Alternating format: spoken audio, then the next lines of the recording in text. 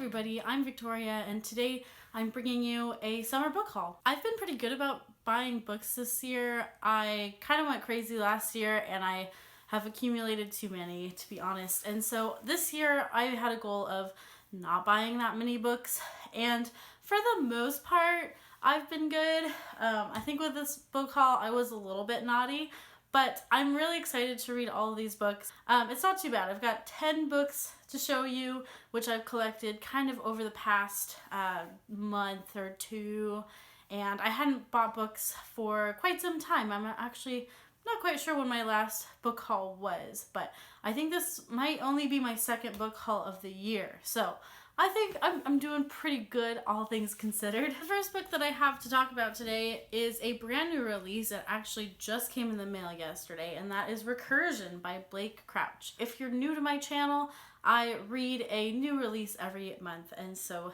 this was my pick this month. This is a sci-fi thriller novel, and Blake Crouch is a very popular modern day sci-fi thriller writer, and I have actually yet to pick anything up by him. This will be my first Blake Crouch, so I'm really excited about that too. And this one sounds really interesting. This book is about memory implants, and there is a cop, I believe, that we are following, and he is exploring something called the false memory syndrome. False memory syndrome is a mysterious affliction that drives its victims mad with memories of a life they never lived. And we follow Barry Sutton, who is a New York City cop, and he is investigating this phenomenon.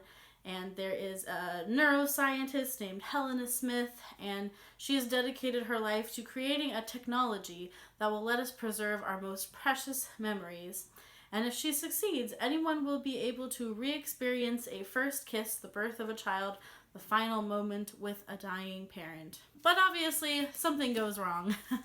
And so I don't want to really know much more than that. I like to go into my books kind of blind. But yeah, I'm looking forward to reading Blake Crouch, and hopefully this will be a fast-paced book that I can fly through. It's not very long. I actually, for some reason, thought it was going to be like a big chunker, but this is only, it's like 300 pages or so. Yeah, so should be able to get through this pretty quickly. I will be doing a full book review on this as well, so if you're interested in this, you can look out for that on my channel. The next book came about because I had a gift card from my parents, and I had been holding on to it for probably, I don't know, a year or two. I've had it for a really long time and never used it, and so I decided to use it, but I had to use it at a very specific Christian bookstore. So I actually didn't have one of those Christian bookstores in my area, and so I had to order online, and so I just forgot about it. But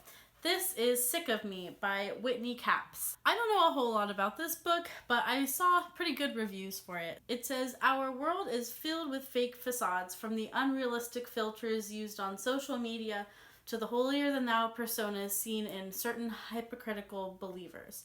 To combat the fake trends, a new trend has emerged, one that fights the facade with transparency and vulnerability. Instead of being filtered or super spiritual, we're told to be real and honest. And rightly so. We should be getting real with each other about our junk. But should we stop there? Should we gather to simply commiserate about our current version of me? Is community about more than just feeling understood by one another in our hard places? Or does God have actual change in store for us beyond brokenness?" I'm always looking for books that will grow me in my spiritual life and make me think, and that are relevant to me. And so this just sounded really intriguing, and I'm looking forward to getting to it, hopefully sooner rather than later. But this was really a blind pick on my end, so if you've read this by chance, let me know what you thought about it. The next book is a nonfiction middle grade biography about one of my very favorite authors of all time, and that is Becoming Madeline, a biography of the author of A Wrinkle in Time by her granddaughters. And her granddaughters are Charlotte Jones Voiklis and Lena Roy. This year I'm actually planning on rereading the Time Quartet, or Quintet, and I will be starting that, I think in August or September. I'll be starting with A Wrinkle in Time. I haven't read them since I was a kid, and so I thought maybe this would be good to kind of companion that this year. So I do actually want to get to this very soon. I want to get to this maybe in August or September while I start reading A Wrinkle in Time. But this is interesting because I've never picked up a middle grade biography. This is definitely written with a younger reader in mind. So it'll be interesting to see what I can get out of it too, and the ways in which it might be written differently than an adult biography. But I adore Madeline L'Engle and her whole legacy, and so I'm really looking forward to learning more about her. I must have been in a biography mood when I was shopping for books, because the next book I picked up is also a biography, and that is Leonardo Da Vinci by Walter Isaacson.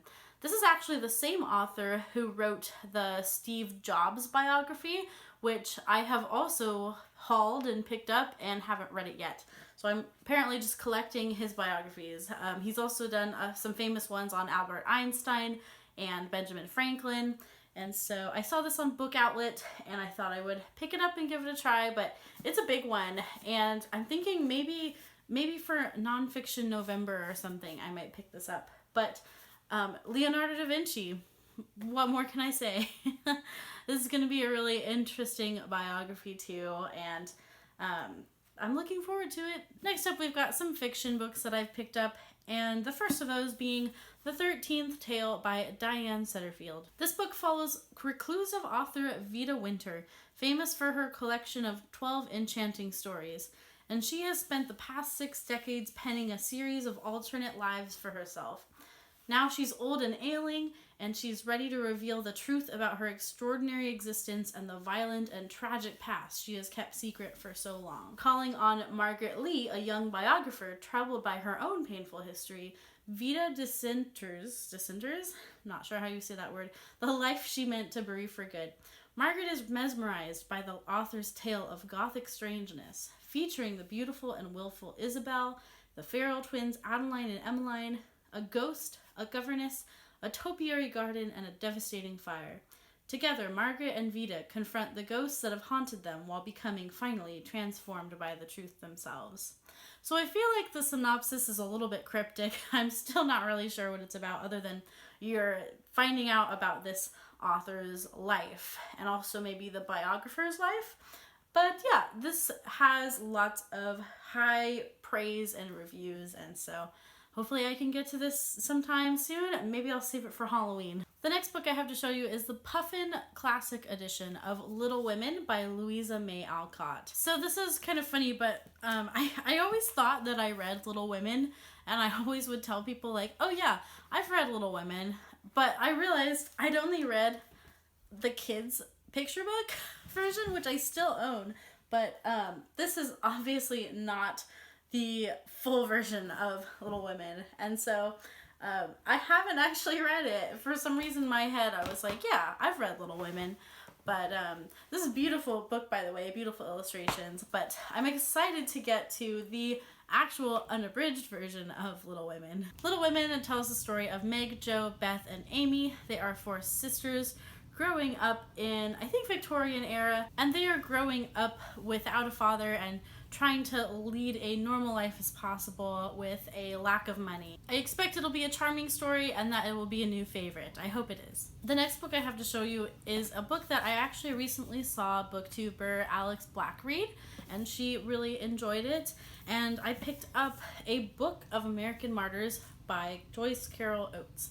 I've never read a Joyce Carol Oates book. I know she tackles some heavy issues in her writing, and this one's no exception. This is quite a large book. This will be an interesting one to read because the topic of this book is very much relevant to the news today, and it'll be interesting to read this with that kind of going alongside it. We have Luther Dunphy, who is a zealous evangelical who envisions himself as acting out God's will when he assassinates an abortion provider in his small Ohio town, while Augustus Voorhees, the idealistic but self-regarding doctor who is killed, leaves behind a wife and children scarred and embittered by grief. Sounds like a heavy book. I'm not sure when I'm going to be in the mood for this book per se, but we'll see. We'll see when I get to it. I am really interested in reading Joyce Carol Oates, though, so heavy topic, but I do want to get to this. The next book I have to show you is An Enchantment of Ravens by Margaret Rogerson.